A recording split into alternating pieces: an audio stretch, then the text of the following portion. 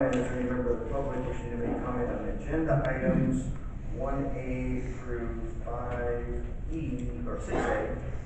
We have no public hearings, so any agenda item comments?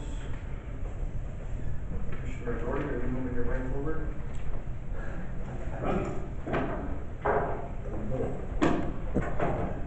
When you're retired, you can be slow moving.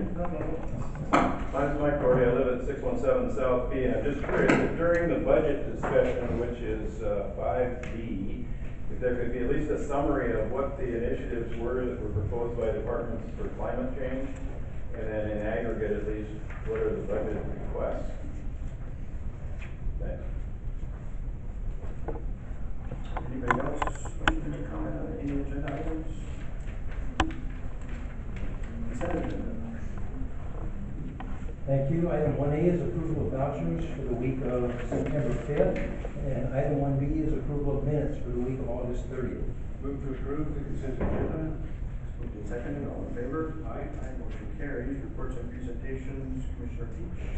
Last week I had the opportunity to sit with the Board of Natural Resources, and I refer you to the BNR's website, September 6th meeting, and specifically a report titled The Impacts of the Long-Term Conservation Strategy on Sustainable Harvest. And specifically I refer you to page 13. Here's the bottom line with regard to the Morolette. Of all of the options being considered for the management of Morolette, they have minimal impact on Allen County. First time I've seen that in my entire career. But if you stop to think about it, the reason is there's been a lot of work done already in Allen County to protect the owl. And so as they take a look at owl and Morolette, they find that there is already protection as long as they count the same habitat for those species. The next steps that the BNR will be taking, we're going to have special meetings every other week, this month and next month. And we're going to deal with three specific issues.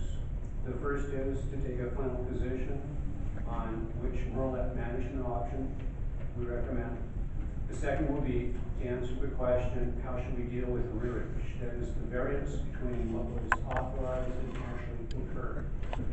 And then finally, there'll be conversation about the assumptions that should be in the model for harvest of riparian zone. That last issue is important in as much as when they did the calculation in 2004, they made the assumption that a certain percent of the riparian zones, remember DNR's riparian zones are massive, okay? That they could remove 396 million feet statewide. 10 years later, their actual removal was 40 million feet. So significant variance. And so there's going to be discussion at the board level on what assumption should go into the next sustained yield calculation.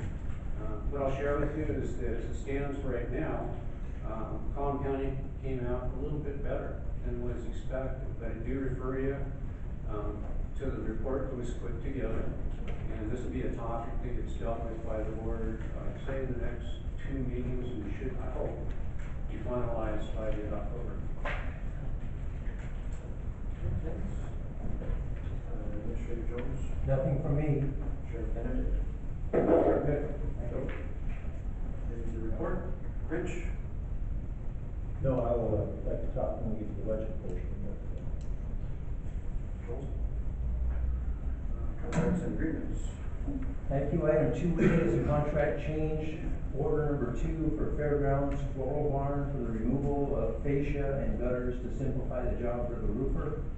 The result of the contract change will be a credit of $5,000, all as was discussed in work session on September 6th. Move to approve the contract change for the Fairgrounds Floral Barn. It's moved and seconded. Any questions, comments? All in favor? Aye. Motion carries.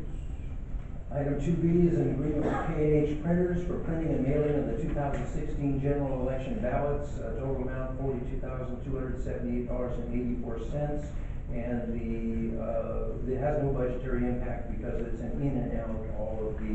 All the entities that have elections are charged proratedly for the amount. Move to approve the agreement with Cambridge Printers for printing and mailing of 2016 general election ballots. Questions, comments? All in favor? Aye. Motion carries. Item 2C is an agreement with Peninsula Behavioral Health to provide intervention services in the Squim and Crescent School Districts for the 2016-17 school year. Total amount, $57,853. The funds are already in the professional services line for CD mental health. Move to approve the agreement with Peninsula Behavioral Health to provide intervention services in Swim and Crescent School Districts. It's moved and seconded. Any questions or comments? All in favor? Aye. Carries. Item 2D is an agreement with the Lower Elwha Cloud Tribe to purchase an easement for construction of the Lower Elwha Road. All as was presented in work session on September 6th. It's a 1.3 acre right-of-way easement and a 0.21 acre for temporary construction easement. Total amount $43,920. Move to approve the agreement with Lower Elwha Clown Tribe to purchase easement for construction of the Lower Elwha Road. So it's seconded. Any questions or comments? All in favor? Aye. Motion carries. Item 2E is an agreement with the Washington State Department of Ecology to allow Tom Maley, the ERR manager, to submit reports electronically. There is no budgetary impact. All this was discussed in the work session on September 6th. Move to approve the agreement with Washington State Department of Ecology. It's seconded. Any questions, comments? All in favor? Aye. Motion carries. Bids and awards. Item 3A is bid opening for the Clallam County Jail camera and recording installation.